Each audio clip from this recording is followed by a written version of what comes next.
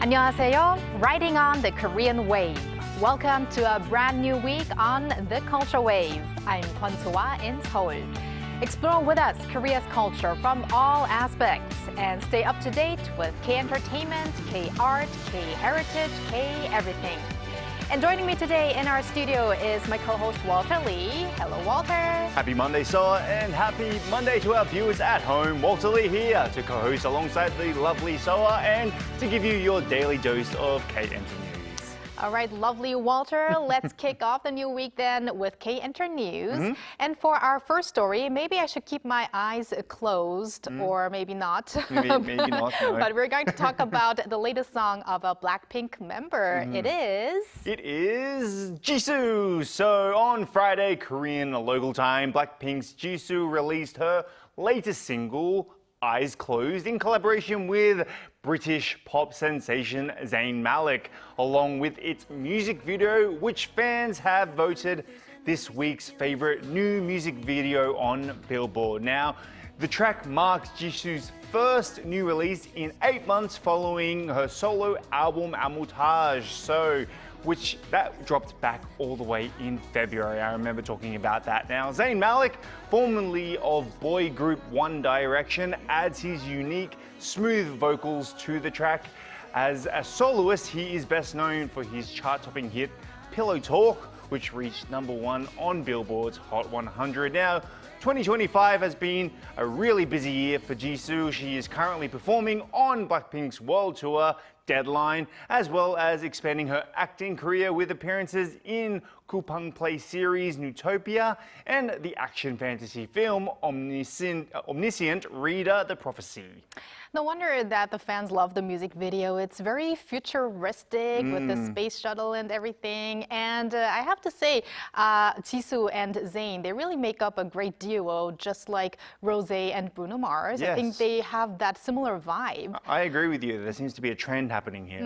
Yes. And now moving from a duo to one of your favorite girl groups, Twice. Yes, indeed. So as if Twice didn't already have a busy enough schedule, it has been announced that the group is set to perform at the world-renowned Victoria's Secret fashion show. Now, the group will appear as guest performers at the Victoria's Secret fashion show in New York this coming Wednesday local time. Now, this marks the second time a K-pop act has graced the stage following BLACKPINK's Lisa, who actually performed there last year in 2024. So last week, we did talk about Twice, who recently celebrated their 10th anniversary with the new album 10, The Story Goes On. They are on one of their biggest tours of their career, This Is 4, and also plan to have a fan meetup, Love Universe, in Korea very soon. So they are very, very busy all over the world. Can't wait to see them on that renowned, one of the biggest runway stages in the world. Yes. And last but not least, let's talk about K-movies. Yes, indeed. So it seemed that during the Chuseok period, moviegoers were looking for a laugh when heading to the theaters, as the action comedy film Boss topped the overall box office during the Chuseok holiday period, surpassing 2 million moviegoers. Now, Boss is about gang members entangled in a power struggle, torn between asserting dominance within the group and chasing their own personal ambitions. Now, the film ranked #1 at the box office throughout the 10-day Chuseok holiday period from October 3rd to October 12th. Now, Boss surpassed 1 million viewers within just 5 days and became the fastest October release to reach 2 million admissions all the way since the pandemic. Great achievement there. And thank you very much, Walter, for those updates, and stick around. Will do. And now let's turn to our AI anchor, Ari, for more on the culture front. Ari? Hello and welcome to your AI guide to the latest cultural updates from Korea. Here's our top story. Honorary Director at Lee Museum of Art, Hong Na-hee, and BTS member RM have been named among the 20 most influential figures in Korea's art market. That's according to the Korea Art Market 2025 report, jointly released by the Paradise Cultural Foundation and the Seoul National University Business School. Hong was recognized as a discerning collector who has helped shape the landscape of Korean art, while RM, the only figure from the broader art sector to make the list, was described as a passionate art collector and cultural influencer who inspires public interest in art. The report was finalized through a survey of leading gallery officials and industry experts, with no specific rankings assigned. The 2025 Yeongdong World Traditional Music and Arts Expo, Korea's first event dedicated to gugak, or traditional Korean music, has successfully concluded its month-long run. The inaugural expo drew over 1 million visitors, about 24 times the population of Yeongdong County, expanding the global reach of gugak, blending tradition and modernity, and bringing together the East and the West. The expo featured more than 300 performances and exhibitions.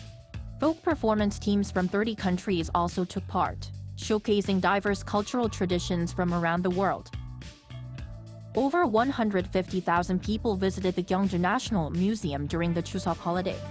The daily average reached over 25,500 during the holiday period, roughly 3 times last year's attendance.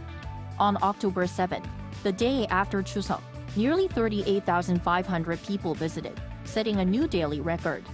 The museum attributed the surge to increased interest in Gyeongju as the host city of this year's APEC Economic Leaders Meeting. That's all from me. Stay tuned to the Culture Wave.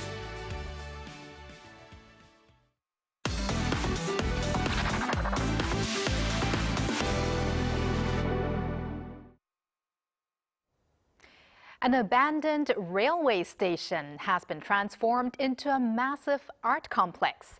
An exhibition in Seocheon-gun County, Chungcheongnam-do Province, reimagines the town's industrial heritage as a living gallery. And our news features reporter Byun Ye-young was there. Once a symbol of Korea's industrial past, Changang 1931, the former Changang Railway Station and also known as Changang City Exploration Station, has been reborn as a space where history, art, and imagination intersect. This place was once bustling with the sound of trains and travelers, but now it moves people through art. The industrial heritage of the old Jangang Station has been reborn as a new cultural space through contemporary art. This exhibition revives Seocheon-gun County's history and identity, inspiring pride among local residents and offering visitors a fresh look at Janghang's unique charm. The exhibition Moving Boundary turns the town's almost century-old railway facilities, from the station building and train cars to former guard posts, into immersive art installations. Stepping aboard an old train, visitors encounter Lee Nam's 2-channel video installation, Breathing Platform, where moving images unfold as if the viewers themselves are part of the work. Outdoors, large-scale sculptures line the tracks, like this iron tree installation by Song Dong-un and Kim Tae-eun's Signal Candy. Former guard posts, once used to monitor the rail line, have been transformed into art spaces. They now encourage visitors to reflect on the passage of time and the connection between people and places. Art critic Go Chung-an explains that the exhibition shows how art can drive transformation. What makes this exhibition especially meaningful is that it's not an active industrial site anymore. Instead, it acts as a bridge between urban regeneration and art, addressing how change can happen through this connection. Artists also highlight regeneration as a central theme. Even as some cities fade away, new ones emerge.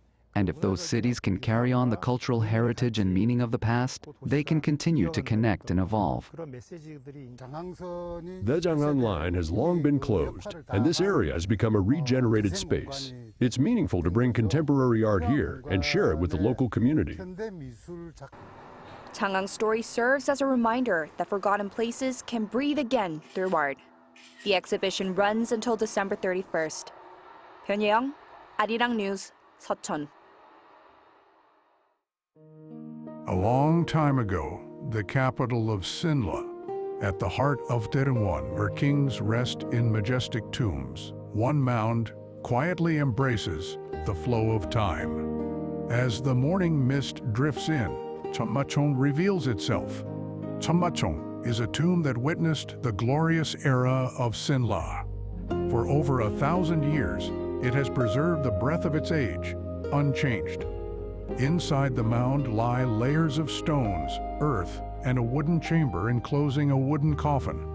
This stone-mounted wooden chamber tomb preserved countless artifacts intact.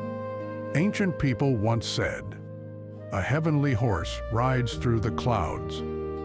This is Cheonmachong, a heavenly horse, painted on birch bark, nearly the only surviving painting from the Sinla era. Cheonmachong was part of horse trappings, attached to the side screen of a saddle.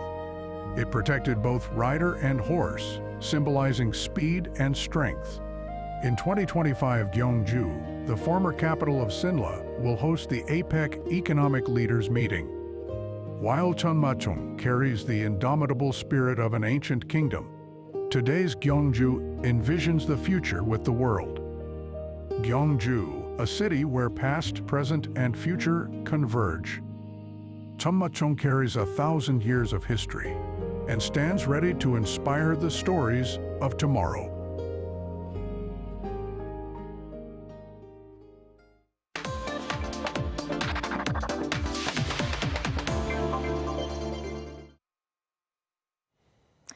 Preserving important cultural legacies requires intricate methods and technology.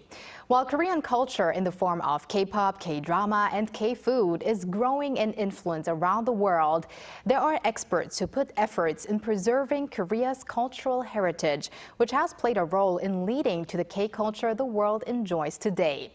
We invite Park Jong-seo, Director of the Cultural Heritage Conservation Science Center at the National Research Institute of Cultural Heritage, to talk about Korea's strength in this field and how it is transferring its technologies to help others around the world. Welcome, Director Park. Welcome, Director. Thank you for having me here. Thank you for joining us on the Culture Wave. So first and foremost, could you tell us what cultural heritage conservation technology exactly is, and also what is the role of your center?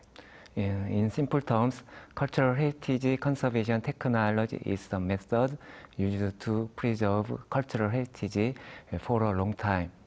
Cultural heritage, by its nature, is very old and deteriorates over time. Especially, objects excavated from archaeological sites are so vulnerable that sudden environmental change can easily cause damage. Scientific measures used to reverse or slow down the damage of cultural heritage is what we call cultural heritage conservation technology.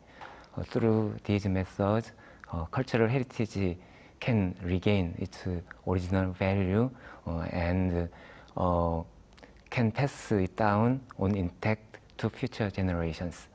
More broadly, conservation technology also covers scientific methods related to cultural heritage. It includes investigating the value of cultural heritage, manufacturing techniques and materials, cause and extent of the damage. It also includes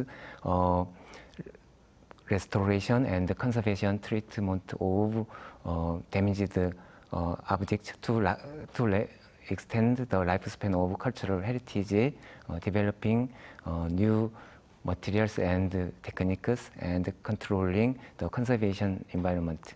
Our center is an affiliate of the National Research Institute of Cultural Heritage, and we are doing scientific conservation and restoration of damaged cultural objects. Mm-hmm. Sounds like you have a lot of responsibility there at the center. And although you touched upon it that this is for future generations, could you please further explain why we need these methods and these technologies? Why is it important? First of all, it helps us prevent damage to cultural heritage, and we can preserve its value and pass it down to future generations. To preserve it properly, it's crucial to understand as much information as possible about the heritage. We need to know things like what material the cultural heritage is made of, how it was made, and what the current condition it is, to apply the right conservation methods. For this, we gather information from various scientific analysis and research.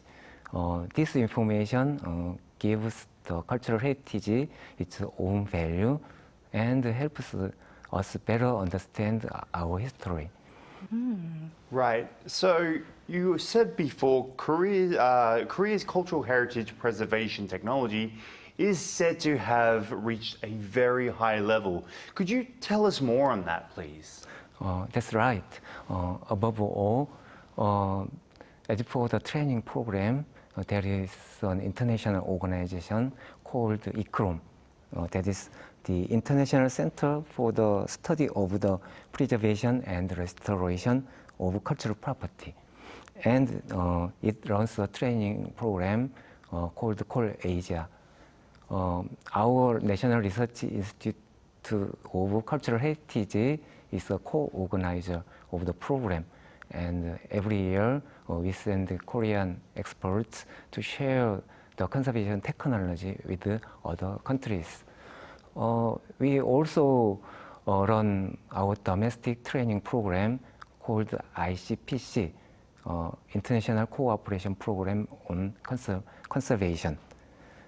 It invites professionals in the field of conservation every year, and from countries all over the world to train them for the conservation skills in cultural heritage. Furthermore,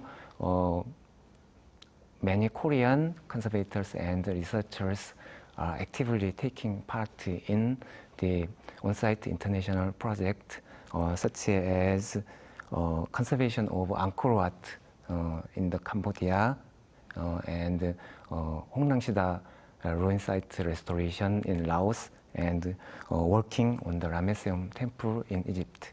Then let's talk a little bit more about one of those international on-site projects. Recently, I think you were also in Indonesia to share Korea's preservation techniques. So please tell us about that project. Our program is called OTTP, On-Site Technical Training Program. We go to the countries that need to improve their conservation skills and provide the conservation steps with on-site training. We've conducted the training in Indonesia 3 times up to this year. In 2023, the training was held at the National Museum of Indonesia in Jakarta, and 14 participants were trained. The topics for training was conservation of metals, and we taught non-destructive analysis of material, microscopic examination of manufacturing techniques, desalination methods, corrosion removal, and restoration of missing parts. Last year, we provided the advanced training of metal conservation at the Borobudur Conservation Office, and 24 participants were trained. The focus of training was especially on the reinforcing the weathered outdoor metal object using wax. This year, the place for training was the same with the 23 year. The participants were conservation-related steps in museums with less than 3 years of experience, and the training topics were on the basics of conservation, especially on the understanding of materials for conservation. And so how was the response by the locals and the feedback as well? And do you have any memorable episodes from the training program? The participants were very focused all the way through the program. The training consisted of theory and hands-on practice. They really worked hard to get used to what they were learning. I think this is the reason we've conducted the training in Indonesia for 3 consecutive years. Here is a little story from this time. The venue for training this year is the National Museum of Indonesia in Jakarta. On the last day of training, an anti-governmental demonstration occurred and getting escalated.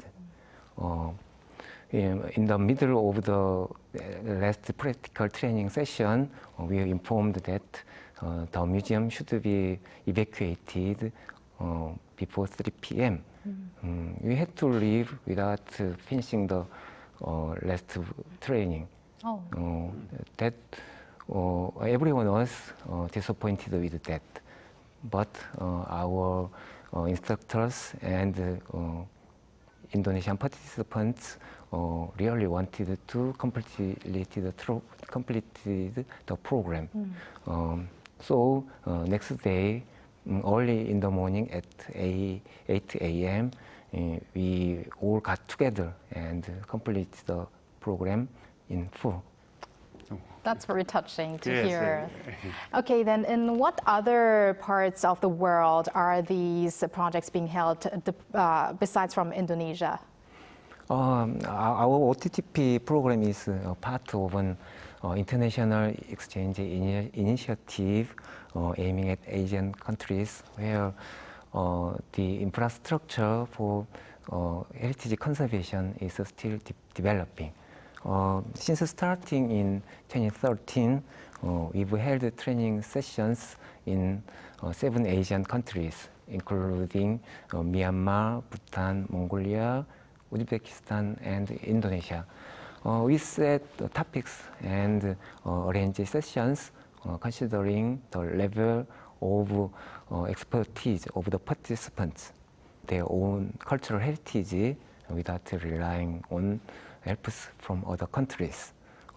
We also hope that it helps us to strengthen Korea's international status in this field of cultural heritage conservation and to take a leading role in joint research and international cooperation in this field. All right, thank you very much, Director Park. That's all the time we have today, but I can imagine that it takes such much effort to transfer these technologies to other countries, especially because many countries have different cultural properties. They probably have also different rules. So thank you very much for sharing your story with us today and also your efforts in sharing all of our Korea's heritage preservation methods to the world. Thank you very much, Director. Thank you. And thank you, Walter. As always, we're going to see you back here next time. See you very soon. And thank you for spending the past half an hour with us on the Culture Wave for your daily dose of K-culture issues.